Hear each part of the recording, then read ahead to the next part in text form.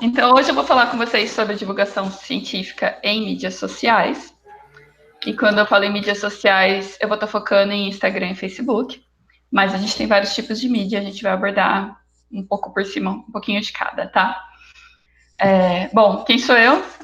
Prazer, Milene. Essa na foto sou eu e a Pimenta, minha cachorra. Eu resolvi incluir a Pimenta porque provavelmente ela vai querer participar em algum momento latindo do lado de fora. Ela adora participar em lives e aulas. Ela sempre dá um latidinho em algum momento. Eu sou doutora em Ecologia e Biodiversidade pela Unesp de Rio Claro. Eu sou comunicadora e divulgadora científica. E por causa disso, eu me inscrevi para o FemiLab Brasil, que é uma competição de comunicação científica, e eu sou semifinalista desse ano. As finais vão ser, se a Covid ajudar, em setembro. Então, vamos lá, torcendo. E eu faço comunicação principalmente em 2 canais, que é o eco.et.al, que é onde eu falo sobre ecologia e ciência.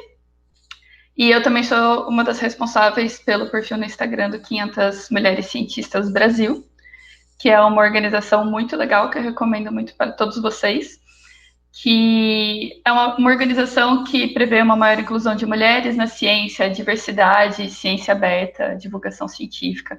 É muito legal. Bom, começar com essa pergunta, né? Ciência é importante? Bom, obviamente que vocês acham que ciência é importante, afinal vocês estão todos aí, fim de graduação, mestrado, doutorado. No entanto, não é só a nossa opinião que importa, não é verdade? Por causa disso, a 3M, aquela empresa multinacional famosa, ela conduz todo ano o State of Science Index. E eles fazem perguntas sobre ciência, o que as pessoas acham sobre ciência no mundo inteiro. Esses são os resultados do ano passado. Eles entrevistaram pessoas, mais de 14 mil pessoas, em 14 países. 7 países considerados desenvolvidos, 7 em desenvolvimento, incluindo o Brasil. E aí o que eles encontraram, de maneira geral, é que quase 90% das pessoas acredita que é importante ter conhecimento científico. Só que 56% delas não são confiantes no próprio conhecimento em ciência. Então elas acham importantes, mas acham que não sabem o suficiente. No entanto, 86% das pessoas gostaria de saber mais sobre ciência. Apesar de muita gente achar que o WhatsApp é uma ótima fonte de informação, 80% das pessoas acreditam que cientistas são a fonte certa para saber sobre ciência. Porém, aí vem 2 coisas muito importantes. 37% das pessoas acham que cientistas são gênios e 58% acham que cientistas são pessoas elitistas. Então é uma coisa para a gente pensar, né? A gente é cientista, eu sou gênio, eu sou elitista. 72% das pessoas são curiosas sobre ciência. Só que 88% acredita que ciência precisa de uma linguagem mais fácil. 88%. É muita coisa. E eu sou obrigada a concordar com essas pessoas. Esse artigo aqui é um artigo que eu adoro, que tem alguns cientistas que eu realmente admiro, sabe aquelas pessoas que eu quero ser quando eu crescer? E o artigo é fenomenal, mas olha o título desse artigo. Interaction location outweighs the competitive advantage of numerical superiority in sebos cappuccinos intergroup contests. Tipo, eu trabalho com isso e eu tive que ler esse título umas 3, 4 vezes e eu ainda fiquei tipo, quê? Sabe, tipo, a linguagem científica, ela é muito complicada mesmo. E tem um outro porém que eles não avaliaram tanto nessa pesquisa, que é quando as pessoas pensam em cientista, de maneira geral, eles pensam num homem velho, branco, hétero e, como a gente já sabe, elitista. Enquanto isso, num mundo não tão distante, 79,9% das pessoas no Brasil acessam a internet. Isso em diversas formas, não quer dizer que elas têm internet boa o tempo todo, mas quase 80% dos brasileiros acessa a internet, sendo que 61% dessas pessoas acessam pelo celular. Então, de maneira geral, essas pessoas estão com a internet ao alcance das mãos o dia todo. 66% dos brasileiros estão em alguma rede social. Isso está incluindo várias. Então, de toda essa galera que está dentro das redes sociais, 89% está no WhatsApp, 90% no Facebook, 95% no YouTube e 71% no Instagram.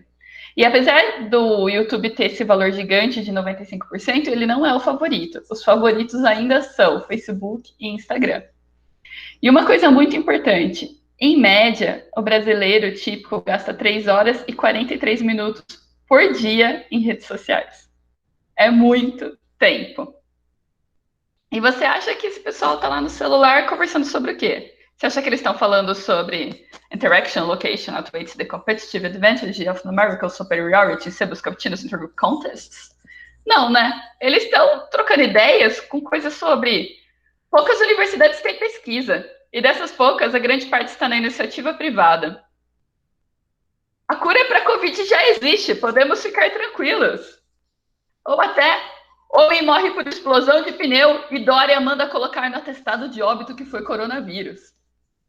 E a gente sabe que essas notícias estão rolando por aí. E mesmo quem não tem acesso à internet, que não está andando por aí com seu celular vendo as notícias, ainda está conversando com outras pessoas que estão lá. É verdade, eu vi na internet. Para vocês terem ideia, essa notícia aqui, depois ficou comprovado que misturaram um monte de notícias, tipo, não tinha nada a ver. Não defendendo a Dória, pelo amor de Deus, mas não tinha nada a ver. Só que essa notícia ela foi veiculada na rádio de uma cidade perto da minha. Uma cidadezinha pequena onde todo mundo ouve a rádio. A rádio é a fonte de informação. E eles veicularam isso como uma notícia verdadeira. Então é isso, as pessoas acham que você está na internet, é verdade. Então o que a gente vê na internet é que falta conhecimento, sobram fake news e o conhecimento não é igualmente acessível. É fácil a gente ficar aqui do alto dos nossos privilégios julgando quem acredita em fake news. Mas será que se a gente tivesse a mesma história, a gente também não estaria acreditando nisso? Então a gente tem que lembrar que o conhecimento não é igualmente acessível. No entanto, 88% das pessoas querem saber mais sobre ciência. Isso é algo que a gente tem que considerar. Então, como resolver isso? Falando de ciência, né? Vamos botar a ciência para fora dos muros da universidade. E isso pode ser feito de diversas maneiras. Tem os métodos tradicionais, puxa papo. Você tá lá na fila da padaria e tem alguém falando alguma coisa dessa? Troca uma ideia com as pessoas. Lógico, não em tempos de pandemia, tá, gente? Isso aqui é para vocês levarem a mensagem no coraçãozinho. Hoje não, fica lá com a sua máscara quietinho. Mas em várias situações a gente pode trocar uma ideia com as pessoas, explicar, peraí, não é bem assim, sabe? Puxa papo mesmo, conversar com as pessoas, tentar entender por que as pessoas estão acreditando naquilo. Outra forma são as atividades de extensão, que provavelmente vocês já conhecem, que são as atividades das universidades. Por exemplo, aqui em Rio Claro a gente tem um grupo que eles saem para ver aves, entendeu? Então eles fazem esse trabalho com os moradores da cidade e eles vão fazer avistamento de aves na floresta, no campus, e é uma coisa super legal, e eles, além de educar sobre aves, eles acabam conversando sobre ciência com esse povo todo. Uma outra forma são os festivais, que também estão pausados esse ano, mas esses festivais que levam a ciência para as ruas, por exemplo, o Pint of Science, que vai para os bares, tem um monte de festival que vai para a rua mesmo, para trocar ideia com qualquer pessoa interessada.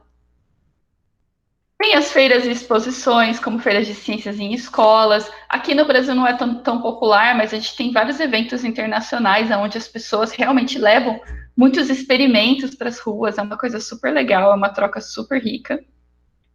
E a gente tem os métodos virtuais. E esse é o momento para a gente trabalhar em métodos virtuais por causa da pandemia. Então, por exemplo, a gente tem os sites. Eu recomendo para vocês esses dois sites. O Casa dos Morcegos, que talvez vocês não conheçam, e o Eco, que vocês provavelmente conhecem. O Casa dos Morcegos é uma forma de fazer divulgação de ciência em um tópico meio controverso, né, que é os morcegos. Não é todo mundo que gosta de morcego, a maioria das pessoas tem medo de morcego, e eles estão lá desmistificando as coisas. O Eco já é numa pegada de jornalismo científico, e é excelente, é uma ótima fonte de informações. A gente também tem os podcasts, que têm crescido cada vez mais, e temos vários podcasts que falam sobre ciências. Esses aqui são os meus 4 que eu mais ouço, que é o Dragões de Garagem, que provavelmente vocês já conhecem. O Panoramas, que é de física. O X-Science, que é sobre vários assuntos relacionados à temática de mulheres na ciência. E o Desabraçando Árvores, que é sobre conservação. Provavelmente vocês, que acho que quase todo mundo aqui é biólogo, ecólogo, vai gostar bastante. A gente tem também os canais no YouTube. YouTube já é uma forma de mídia social, tá? Só que eu separei ele aqui um pouquinho das outras mídias que ele tem uma pegada um pouquinho diferente. Mas tem vários canais que estão lá fazendo vídeos, trocando ideia com o pessoal. Eu gosto muito desses dois canais, que é o Colecionadores de Ossos e a Matemaníaca. E é isso, canais falando sobre ciência em uma linguagem fácil, simples e descomplicada.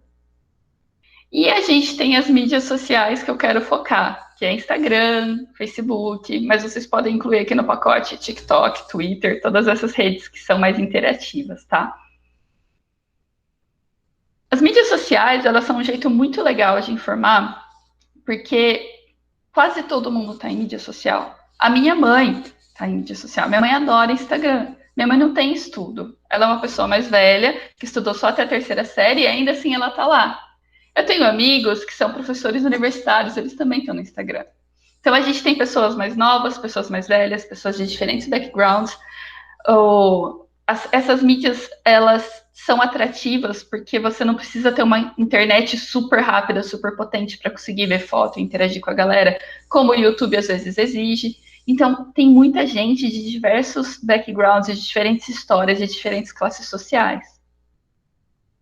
Só que também não adianta querer chegar nas redes sociais e jogar lá, né? Tipo, esse aqui é um artigo meu do ano passado. Imagina eu chego lá e falo assim: oi, gente, vamos falar sobre Special Response to Linear Infrastructures by the Endangered Golden Lion Tamarinho. Nossa, não, para com isso. Ninguém vai prestar atenção no que eu falo. Então a gente tem que levar a mensagem de um jeito que seja atrativa, que as pessoas tenham interesse em ouvir. Então, eu coloquei uma foto do mico, alto índice de fofulência, né? E aí eu fiz um textinho explicando sobre o que era o artigo. Eu não precisava falar sobre o artigo inteiro. Eu peguei a principal mensagem, o resultado mais interessante e joguei ali no post curtinho. Porque a ideia aqui é só despertar o interesse. A pessoa vai falar: nossa, que legal, quero saber mais sobre isso. Se a pessoa quiser, ela pode vir conversar comigo para trocar uma ideia maior sobre isso. Ou ela pode falar: não, vou arriscar, quero ler o artigo. Ótimo, aí eu envio o artigo. Então, a rede social, ela funciona como um gancho para despertar o interesse em ciência, em conservação, no tópico que você quiser. E uma coisa muito legal quando a gente faz divulgação nas redes é usar a nossa imagem. Muitas vezes a gente fica um pouco de medo, né? Fala assim: vou divulgar, mas eu só vou colocar, por exemplo, só a imagem do mico, não vou colocar uma imagem minha. Só que saiu esse artigo, ele é do ano passado, se eu não me engano, e eles mostraram que quando o cientista também aparece na foto, as pessoas que estão vendo aquela foto entendem que o trabalho da pessoa é mais confiável. Eles entendem a ciência como uma coisa mais acolhedora e o cientista como uma pessoa menos ameaçadora, porque tem muita gente que acha que o cientista é uma entidade, então ele assusta. Agora, quando você olha e vê, fala: nossa, é uma pessoa normal. E uma outra coisa interessante é que muita gente tem um pouco de receio de mostrar suas caras na rede social, bonitinha, né? Só que isso não faz as pessoas duvidarem da competência dela, entendeu? As pessoas, quando veem a foto de um cientista, elas não acham que ele é menos competente, ou ela. Essa pessoa é tão competente quanto qualquer outro cientista. E uma coisa muito legal sobre mostrar as nossas caras nas redes é que as pessoas entendem que a ciência pode ser inclusiva. Quando a pessoa mostrando a sua cara, colocando sua foto num post, é uma mulher ou é uma pessoa de grupos menos representados em ciência, as pessoas falam: nossa, se ela conseguiu, eu também consigo. Isso é um ponto bastante importante. Pensando nisso, as redes sociais elas são muito legais para promover a diversidade em ciência. Então, é uma chance da mulher mostrar que mulheres estão na ciência, que pessoas negras estão na ciência, que pessoas com deficiências estão na ciência, as pessoas gays, bis, trans também estão na ciência. Então, é uma importante ferramenta para promover a diversidade. Por exemplo, tem alguns perfis que eu vou mostrar para vocês que mostram muito isso. Essa é a Sandy. A Sandy é uma pessoa fantástica. Ela é doutoranda na Federal de Alagoas. E a Sandy, ela quebra muitos estereótipos. Porque ela é jovem, ela é mãe, ela é pobre, ela é negra. E ela tá lá fazendo ciência e arrasando nas explicações. Ela arrasa, ela é muito boa. A gente tem também a Lucy. A Lucy é uma pessoa fantástica, uma cientista paleontóloga trans, e ela também faz divulgação de ciência. E ela ainda fala de maquiagem. Ela é muito incrível e ela mostra para todas as pessoas trans que elas também podem estar na ciência. A gente tem também o Roberto, que é um grande amigo meu. Ele também faz divulgação, especialmente falando de morcegos. E o Roberto tá lá, tipo, ele é baterista de uma banda punk, ele tem tatuagem, ele tem piercing, e ele tá lá mostrando. Então, imagine o impacto disso para um adolescente que pensa em ser cientista, que pensa em ser biólogo, mas quando ele pesquisa cientista, ele só vê aquela pessoa toda engomadinha, de camisa polo ou de gravata e tal.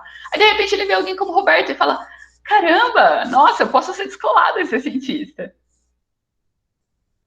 Ou como a Desirelite, que é essa doutora dos Estados Unidos, e ela é toda vaidosa, toda bonita, e ela também quebra um monte de estereótipo, porque ela é extremamente vaidosa e arrumada, e ela trabalha na área de medicina, e é uma mulher, e é negra. Então, tipo, ela tá quebrando vários estereótipos através das redes e arrasando. E uma outra pessoa que eu gosto muito das redes é o Daniel, que é o do Ciência Fora do Armário. E é um cientista bissexual que está lá falando não só sobre ciência, mas por que é importante a diversidade, por que a gente tem que falar sobre essas coisas. E a gente tem também até uma influenciadora que é uma abelha, que eu achei interessante colocar aqui para vocês. Então, além dos perfis de pessoas, que é super legal, a gente também tem perfis que falam sobre aspectos importantes relacionados à ciência, à biologia, à conservação, que é de determinado bicho ou de alguma coisa assim. Então, isso é muito legal para destacar as nossas áreas, as nossas pesquisas, né? Eu recomendo muito para vocês dar uma olhada nesse perfil. É muito legal. É a Bee Influencer. Porque, especialmente com quem trabalha com entomologia ou com bichos com menor índice de fofulência, digamos, que as pessoas não se sentem tão atraídas, é um desafio. E aqui esse perfil eles fazem várias chamadinhas tentando conseguir levantar grana. Então tem algumas empresas que patrocinam a Bee Influencer para levantar dinheiro justamente para a conservação de abelhas. Então isso é uma coisa bem legal também. Outra coisa legal das redes sociais é que a gente consegue conectar pessoas e cientistas que estão em diferentes partes do mundo em torno de um tópico em comum. Então, por exemplo, eu tenho grandes amigos que eu fiz pelas redes sociais por me interessar por divulgação de ciência e que eu nunca vi na frente. Uma das pessoas que eu mais converso hoje é o Eric, que é o doutorando numa fria, que faz divulgação científica no Instagram e, tipo, a gente se fala tanto e conversa tanto e acabou ficando tão próximo que ele teve uma filha semana passada e eu me sinto tia da filha dele. Mas eu nunca encontrei o Eric na vida real. Então a gente vai juntando essas pessoas, formando laços de amizade e especialmente juntando em causas em comum, o que é muito importante. Então, por exemplo, falando novamente do 500 Mulheres Cientistas, através desse perfil, a gente consegue juntar mulheres em torno de uma causa, que é promover uma ciência aberta, promover diversidade, promover divulgação de ciência. E para vocês terem ideia como isso é importante, o 500 Mulheres Cientistas é uma organização internacional, mas que atua localmente. Então, a gente tem os núcleos locais, né, em diversas cidades. E só para vocês entenderem o poder que tem o Instagram. Por 3 anos, o 500 Mulheres esteve aqui, só que a atuação no Instagram era um pouco mais lenta. Porque não tinha ninguém responsável por isso, porque assim, todo mundo trabalha com isso voluntariamente, né? Então, a gente se adapta, né?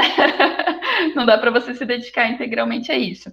E aí, em 3 anos, a gente teve 24 pods, que são os nossos núcleos.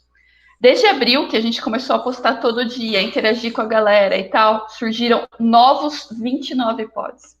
Hoje a gente tem 51 ou 52 pods. Então, em coisa de abril, maio, junho, julho, então coisa de 3 meses, a gente mais que duplicou a quantidade de núcleos. Lógico que não é só por causa do Instagram, mas isso tem um peso grande. A gente conseguiu unir muita gente em torno de uma causa, entendeu? Uma outra página muito legal é o 500 Queer Scientists, que é essa mesma pegada de promover uma ciência mais diversa e principalmente fazer propaganda de cientistas queer. É uma página muito legal, eu recomendo muito para vocês. A gente também tem os grupos no Facebook, páginas no Facebook que promovem essas interações. Eu recomendo muito para vocês essas duas páginas, que é o Black Woman Scientists in Brazil, e não apenas para mulheres negras, mas para todo mundo se educar, para aprender mais.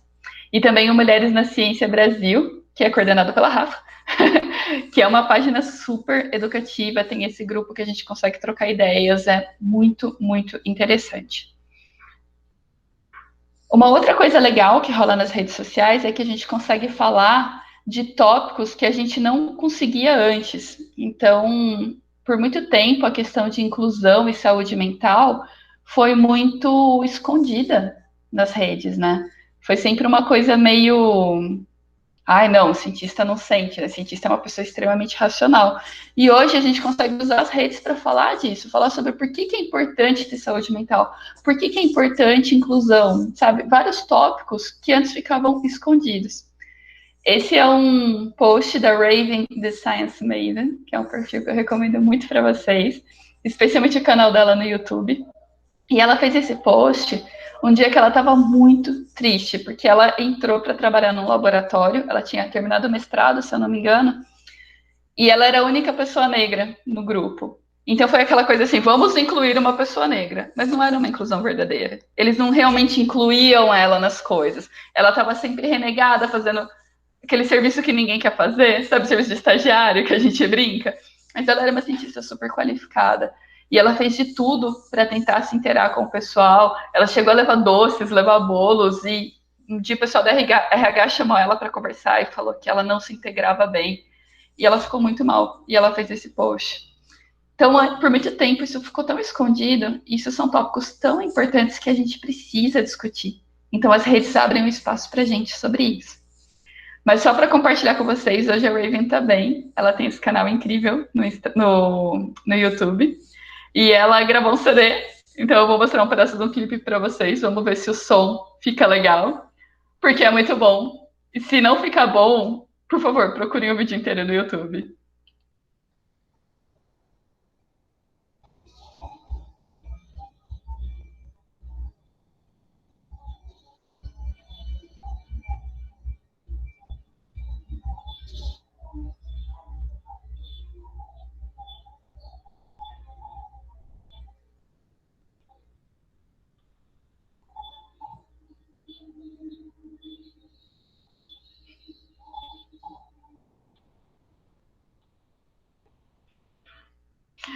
Eu sou muito fã da Raven, porque ela quebra tantos estereótipos, tantos, tantos, tantos, especialmente através da música dela. Ela é fenomenal. E ela é um amorzinho, viu, gente? Se trocarem ideia com ela por Instagram, assim, ela sempre responde. Ela é muito, muito gente boa.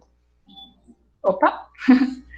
Bom, mas aí muitas pessoas viram e falam assim: ah, mas não faz sentido eu falar de ciência no meu Instagram ou no meu Facebook. Eu só tenho meia dúzia de seguidores, é só minha família, é só meus amigos.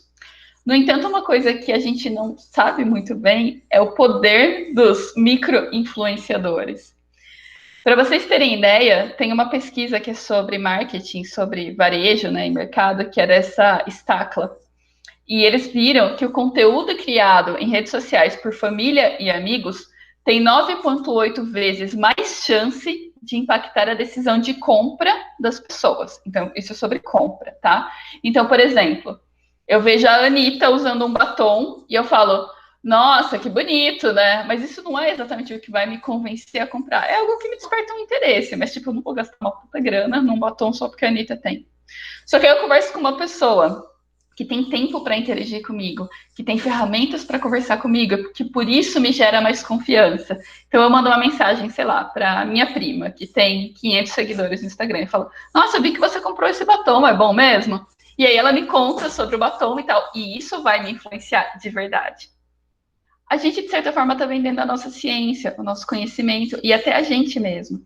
Se a gente tem esse impacto na compra das pessoas, por que a gente não teria esse impacto em ciência?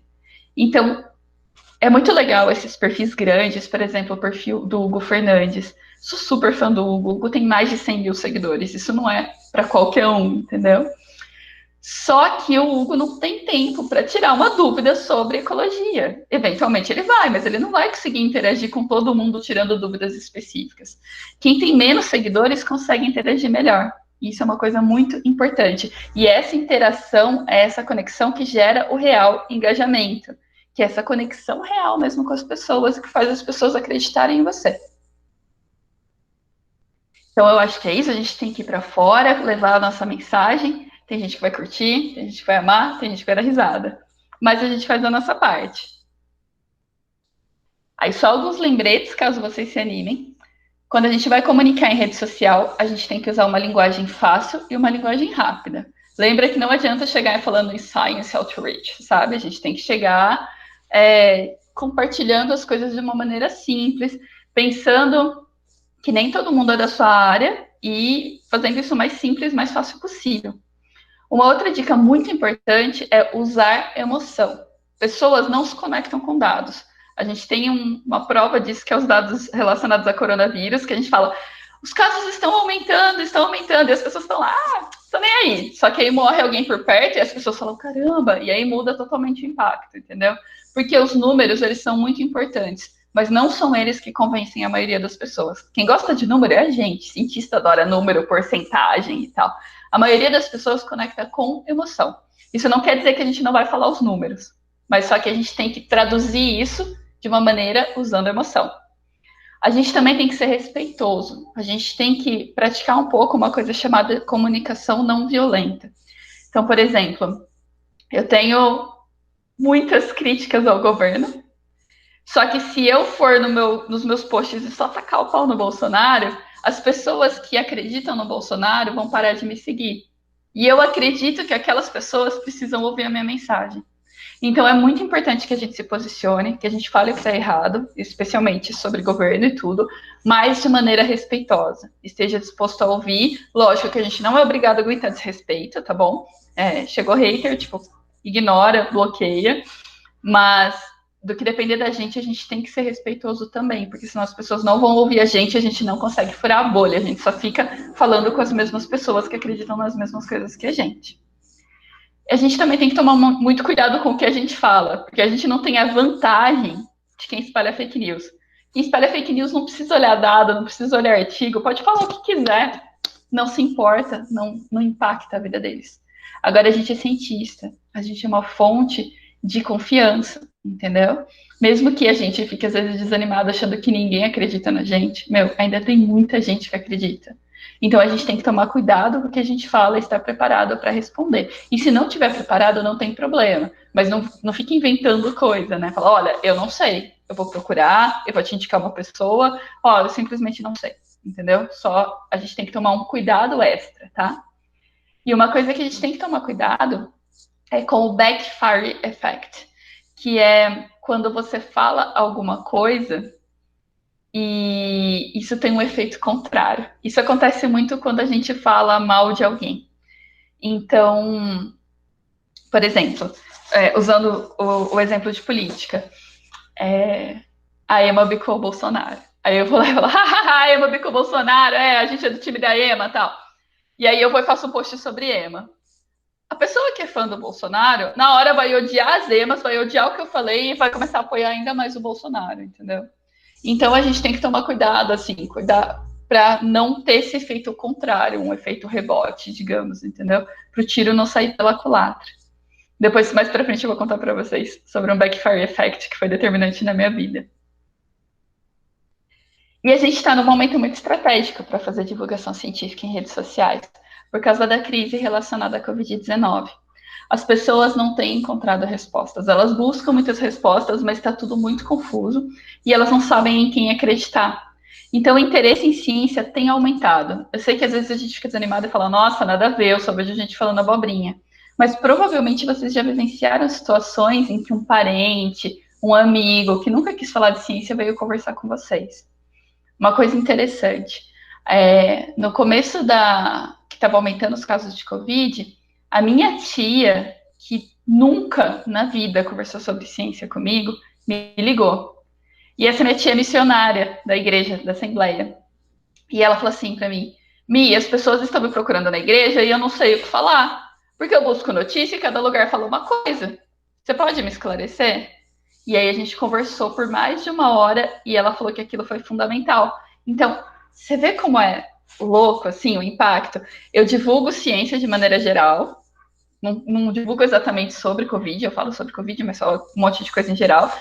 E aí isso foi gerando confiança na minha tia para ela me escrever e falar: eu preciso saber mais. E aí eu consegui falar com ela. E dela essa informação passou para um monte de gente. Pessoas que não têm muito acesso a redes sociais, porque ela trabalha principalmente em comunidades carentes. Pessoas que precisam dessa informação e que ia ser difícil de chegar. Então, é um momento muito bom para a gente estar falando. Você vai falar assim: ah, mas agora eu vou ter que ser blogueirinha, então. Agora eu sou obrigada a fazer divulgação. Não, você não é obrigada, é um convite.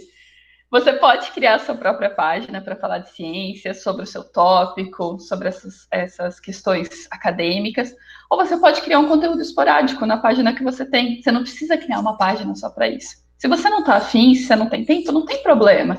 Mas de vez em quando, por que não compartilhar um pouco do seu trabalho? Por exemplo, eu cheguei no fim do doutorado e eu percebi que a minha família não sabia o que eu fazia. Isso foi um momento muito. Como assim? Aí eu falei: ah, você gosta de árvore? Tipo, sim, eu adoro árvore. Eu não trabalho com árvore, eu trabalhava com lobo-guará. Então, tava faltando essa comunicação. Então, de vez em quando, a gente pode fazer um postzinho, sabe? Coisa simples. A gente lê tanto artigo, por que não fazer um post sobre um artigo que você considerou legal, sabe? E uma coisa que a gente pode fazer é compartilhar conteúdo. Isso é uma coisa muito simples. Tem várias páginas criando conteúdos. Tem a minha, tem o Mulheres na Ciência, tem o 500 Mulheres Cientistas, tem a página da Rosângela que está aqui, tem a página do Hugo, tem todas essas páginas que eu mostrei para vocês hoje, que estão criando conteúdos muito legais e compartilhando. É só vocês irem lá e compartilhar isso nos seus stories, dar print na tela e mandar no grupo da família. Tem coisa que a gente joga no grupo da família e sai correndo. Tá ótimo, não tem problema. E uma coisa muito legal que vocês podem fazer é compartilhar o dia de vocês usando os stories do Instagram ou do Facebook. Se vocês fizerem isso, eu convido vocês a usarem a hashtag Um Dia de Cientista. Várias pessoas têm feito isso, tanto em post quanto em stories. E aí você vai compartilhando o seu dia. Tipo, oi, gente. Nada muito maluco, não. Tipo, oi, gente, ó, hoje eu vou mostrar para vocês como é o meu dia trabalhando na quarentena da minha casa. Então, de manhã eu paro e respondo os e-mails, organizo minha lista de tarefas e agora eu vou começar a rodar minhas análises estatísticas. Ó, essas aqui são as minhas análises estatísticas onde eu busco responder isso. Sabe, tipo, nada muito complexo, não é nada muito difícil, sabe? Ah, agora à tarde eu vou trabalhar na escrita da minha dissertação, que é onde eu vou apresentar esses resultados que vão servir para isso, isso e aquilo. Sabe, você faz meia dúzia de stories e você compartilhou com uma galera sobre como é o seu dia. E isso quebra tantas barreiras, tantos estereótipos. As pessoas olham e falam: nossa, é isso que o cientista faz? Eu achei que eles ficavam o dia inteiro no laboratório de jaleco branco e cabelo afiado para cima, entendeu? As pessoas não sabem o que a gente faz. Então é um jeito muito legal da gente interagir com as pessoas. Lógico que nem tudo são flores, né? Estou fazendo a maior propaganda aqui, vão lá, façam divulgação, mas nem sempre é fácil. De maneira geral, divulgadores científicos criam conteúdo nas horas vagas, a maioria das pessoas não recebe para isso. A gente faz por amor à ciência. Então, é muito normal eu estar criando conteúdo de fim de semana, à noite, porque não dá para eu largar o trabalho comum para ficar compartilhando o conteúdo para redes sociais. Adoraria, hashtag me contratem, estou sem trabalho, mas por enquanto não dá. A gente também recebe muita crítica, apesar das redes sociais, fazer a divulgação em redes sociais ser uma coisa super legal, super importante, tem gente que discorda muito. Então, em 2017, saiu esse artigo aqui. Essa propaganda está parecendo 2019, mas o artigo é de 2017, tá? Que é porque eu não uso o Instagram para fazer divulgação científica. E nesse. Não é nem um artigo, é uma notinha que saiu na Science. E a moça que escreveu, ela criticou muito quem faz divulgação em redes sociais, porque ela acha que a gente fica tentando compensar, especialmente mulheres e grupos menos representados, que a gente fica tentando compensar os anos de coisas erradas que foram em ciência, que ela acha que a gente não tem que fazer e que isso tem que ser meio bloqueado, sabe? Isso não tem que ser encorajado. E ela critica diretamente a Science Sun, que é a Samantha Yamini, que é uma comunicadora de ciência do Canadá, que eu sou muito fã. E aí ela soltou essa frase aqui, né? A documentação pública do meu visual fofo e do meu sorriso doce, enquanto eu trabalho no laboratório, não vai me ajudar. E aí eu fiquei com muita raiva desse artigo. Esse é um backfire effect que eu vou mostrar para vocês. Porque, como assim, sabe? Tipo, a divulgação científica, ela é super importante. Ela tem sido feita realmente por grupos que são minorias.